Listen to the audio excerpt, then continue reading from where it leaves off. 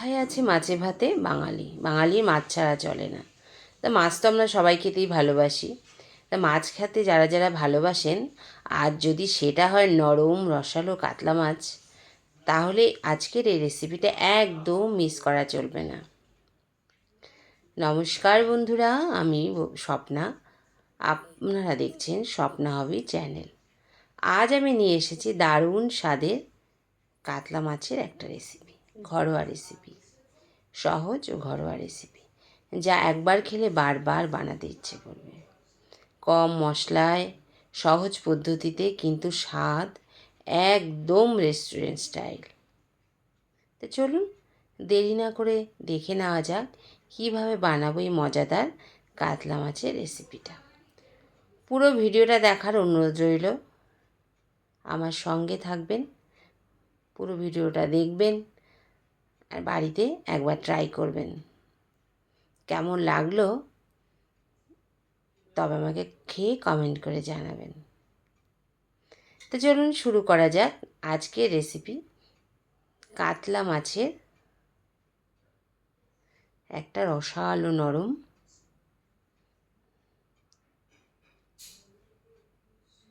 একটা রেসিপি। তো চলুন শুরু করা যাক।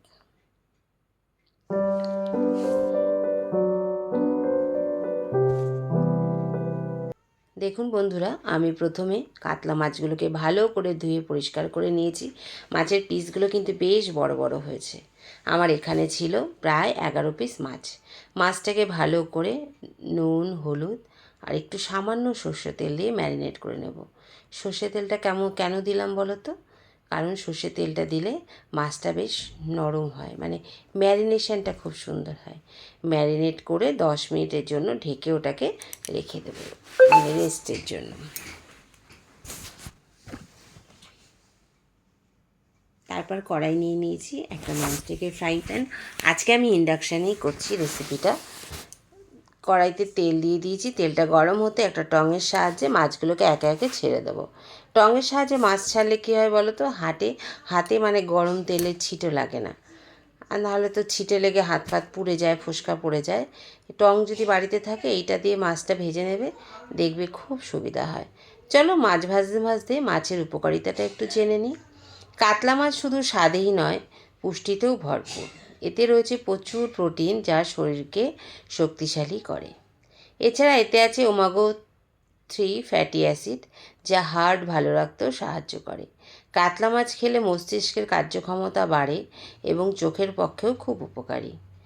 চলো মাছের জন্য আমরা একটা মশলা তৈরি করে নিই। একটা বড় সাইজের, খুব বড় না আবার খুব ছোট না, মিডিয়াম সাইজের একটা পেঁয়াজ আমি কেটে নিয়েছি টুকরো টুকরো করে, যে এটা বাটবো বলে যেমন খুশি তেমন কাটতে পারো। নিয়ে নিয়েছি প্রায় 6-7টা কাঁচা লঙ্কা, নিয়ে নিয়েছিলাম 5-6 কোয়া রসুন, আর হচ্ছে ওই 1 করের একটু কম আদা। নিয়ে নিয়েছিলাম বড় চামচের হাফ চামচ সর্ষে, বড় চামচের হাফ চামচ হচ্ছে কালো সর্ষে, হাফ চামচ সাদা সর্ষে, আর নিয়েছিলাম হাফ চামচ ধনে, গোটা ধনে, আর নিয়েছিলাম হাফ চামচ জিরে। এর মধ্যে দিয়ে দিলাম হলুদ, এর মধ্যে লঙ্কার গুঁড়ো দিলেও দিতে পারো, আমি তো দেইনি। আর একটু সর্ষের তেল দিয়ে মশলাটাকে ভালো করে মেখে জলে কিছুক্ষণ ভিজিয়ে রাখবো। এদিকে মশলাটা একটুখানি ভিজুক, নরম হোক, তারপর এটাকে আমি মিক্সার গ্রাইন্ডারে গ্রাইন্ড করে নেব। আর এদিকে দেখো আমার মাছ ভাজা চলছে, এখনও মাছ ভাজা কমপ্লিট হয়নি, কারণ 11 পিস মাছ ভাজতেও তো অনেকটা সময় লাগে, তাই না? প্রায় আমি 1 কেজির একটু হয়তো কম মাছ নিয়েছি, পরিমাণটা বলতে পারবো না, কিন্তু সংখ্যায় বলে দিলাম 11 পিস মতো মাছ আছে। আচ্ছা, এছাড়া এতে এই কাতলা মাছে আছে ভিটামিন ও মিনারেলস, যা শরীরে রোগ প্রতিরোধ ক্ষমতাও বাড়ায়। তাছাড়া বাচ্চারা বড়রা সবাই কাতলা মাছ খেতে ভালোবাসে। কেন? কাতলা মাছের পেটিতে যেমন কাঁটা কম, বড় মাছে কাঁটাটা কম থাকে। আর মাছ ভাজা গরম গরম ভাতে ঘিয়ের সাথে দারুণ জমে যায় বলো, আর ডালের সাথে মাছ ভাজাও ভীষণ ভালো লাগে। তো চলো এই বাদ বাকি মাছগুলো আমি ভেজে নিই।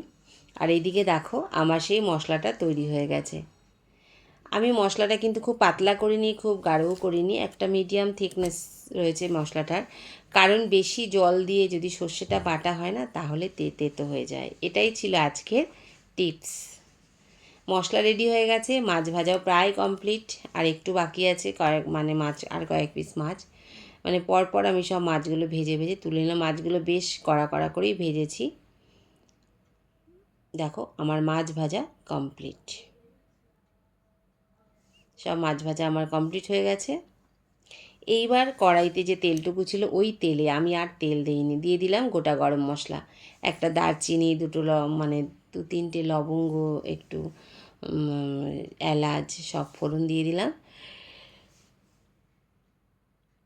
দিয়ে এর মধ্যে আমি দিয়ে দেবো ওই যে আমার তৈরি করা রয়েছে বাটা মশলা। বাটা মশলাটা একটু মশলাটা ফাটতে সময় দিতে হবে, ভাজা হতে এলাচটা বেশ ফেটে গন্ধ বেরোবে।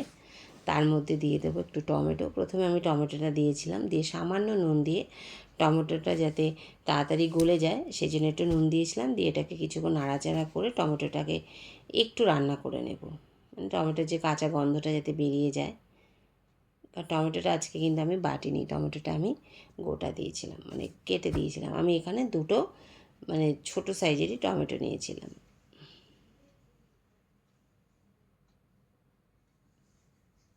দেখো টমেটোটা আমার বেশ নরম হয়ে এসেছে।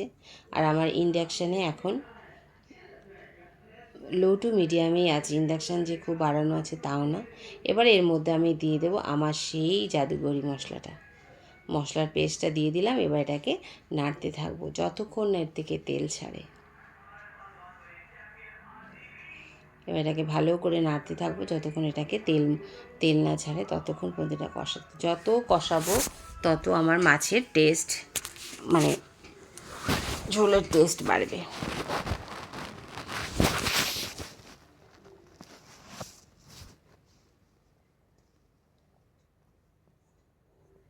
এটাকে ভালো করে কষিয়ে আমি এর মধ্যে রঙের জন্য একটু দিয়েছিলাম কাশ্মীরি লঙ্কার গুঁড়ো। আরও কিছুক্ষণ আমি এটাকে নাড়াচাড়া করে কষিয়ে নেব।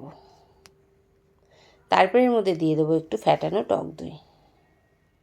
বেশি দিইনি, ওই বড় চামচ চামচের 2 চামচই দিয়েছিলাম। টক দইটা দিয়েও আমি আবার কিছুক্ষণ নাড়াচাড়া করবো। টক দই দিয়ে সঙ্গেই নাড়াচাড়া করতে হবে, নাহলে কিন্তু টক দই ফেটে যায়। এখন ইন্ডাকশানটাকে আমার লো টু মিডিয়ামেই রাখতে হয়েছিল। দেখো আমার ইন্ডাকশান 13তে রয়েছে। একটু দিয়ে দিয়েছিলাম লঙ্কার গুঁড়ো কালারের জন্য। ভালো করে এবার মশলাটাকে কষিয়ে আমি এর মধ্যে দিয়ে দেবো পরিমাণ মতো জল।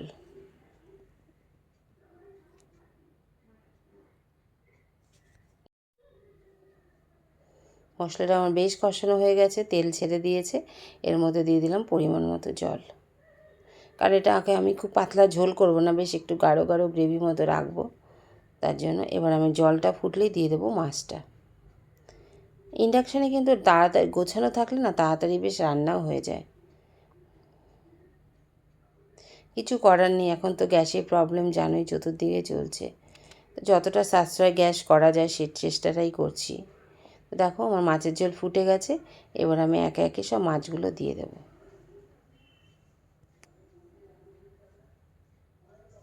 এর মধ্যে যদি একটু ধনেপাতা দেওয়া যেত না আরও ভালো হতো, কিন্তু আমার কাছে না ধনেপাতা ঠিক ছিল না, এজন্য আমি আর ধনেপাতা দিইনি।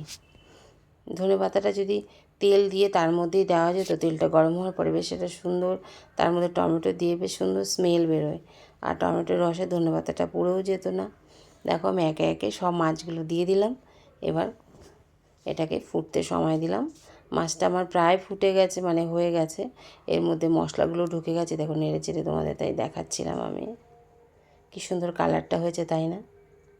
আমি যদি এর মধ্যে 2-3টে শুকনো লঙ্কা বাটা দিয়ে দিতাম, বা বেশ ঝালের জন্য লঙ্কার গুঁড়ো প্রথমেই দিয়ে দিতাম কষানোর সময়, তাহলে আরও সুন্দর কালার হতো। কিন্তু না, আমি একটু জাস্ট কালারের জন্য একটুখানি কাশ্মীরি লঙ্কার গুঁড়ো দিয়েছিলাম, দিইনি বলবো না, অল্প দিয়েছিলাম।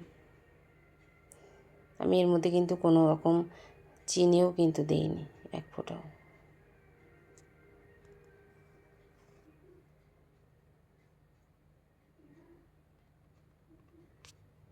মাছের ঝোল আমার ফুটছে, আমার মাছের ঝোল রেডি। আর এবার দিয়ে দিলাম কটা চেরা কাঁচা লঙ্কা। তোমরা বাড়িতেও এইভাবে বানিয়ে নিতে পারো কাতলা মাছের এই রেসিপিটা। খেতে দুর্দান্ত স্বাদ হয়েছিল, যেন একদম রেস্টুরেন্টের মতো স্বাদ হয়েছিল।